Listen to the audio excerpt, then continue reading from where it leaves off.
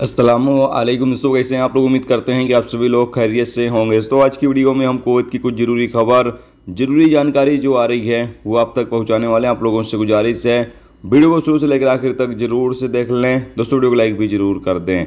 जो लाइक कर देते हैं तो हम दोस्तों का दिल से बहुत बहुत शुक्रिया। चलिए बढ़ते अपडेट तरफ, पूरी का अपडेट आपको बताते हैं। सबसे पहली खबर, MOI ने एक मरतबा फिर से तमाम लोगों को याद दिलाया है कि अगर आप बायोमेट्रिक फिंगरप्रिंट जमा नहीं करवाते हैं तो आपका जो भी ऑनलाइन लेन देन होगा वो तमाम सस्पेंड कर दिया जाएगा, बंद कर दिया जाएगा।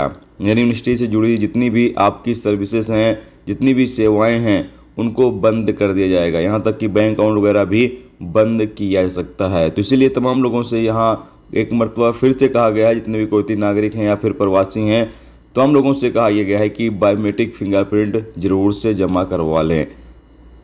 कुवैती नागरिकों के लिए 30 सितंबर फिक्स किया गया है लास्ट डेट, और जो प्रवासी हैं उनके लिए 30 दिसंबर लास्ट डेट फिक्स किया गया। इससे पहले तमाम लोग अपना बायोमेट्रिक फिंगरप्रिंट जरूर जमा करवा लें। इसके अलावा अगली अपडेट यह है कि पुलिस ने एक बुजुर्ग नागरिक के साथ धोखाधड़ी करके तकरीबन 500,000 केडी लूटने वाले सीरियाई नागरिकों के गिरोह को गिरफ्तार कर लिया है। अपडेट के मुताबिक बताया गया है कि इसमें 3 सीरियाई नागरिक शामिल हैं, जिसमें एक नाबालिग भी शामिल है जो धोखाधड़ी कर रहा था।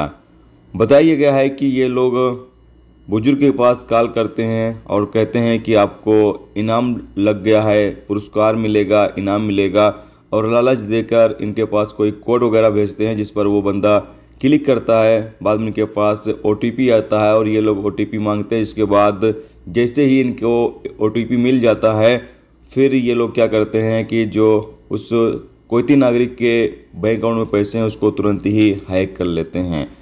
और ये बुजुर्ग जो है वक्त रहते ही जाकर पुलिस स्टेशन में इसकी कंप्लेन करता है। पुलिस तुरंत ही जो डिटेल देता है उस पर पुलिस कार्रवाई करते हुए तुरंत ही इन लोगों को गिरफ्तार करने में कामयाब रहती है। तो जो लोग भी कुवैत के अंदर रहते हैं, अभी धोखाधड़ी बहुत सारे लोग करते रहते हैं, तो धोखाधड़ी से आप सावधान रहें, यानी धोखेबाजों से आप सावधान रहें। किसी भी तरीके से उनके झांसे में आपको नहीं आना है।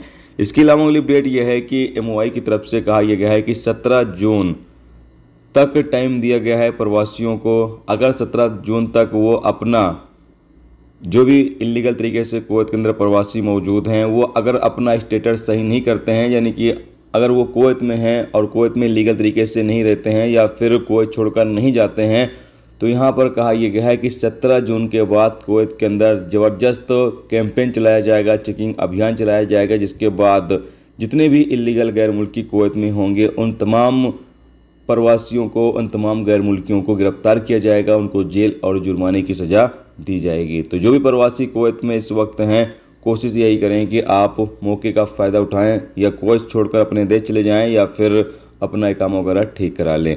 इसके अलावा अगली अपडेट यह है कि कुवैत पुलिस ने अहमदी गवर्नरेट में एक कैंपेन चलाया, जिसमें तकरीबन 5 लोगों को गिरफ्तार किया गया है जो सड़कों पर सामान वगैरह बेच रहे थे, फल सब्जी वगैरह बेच रहे थे, कपड़े बेच रहे थे।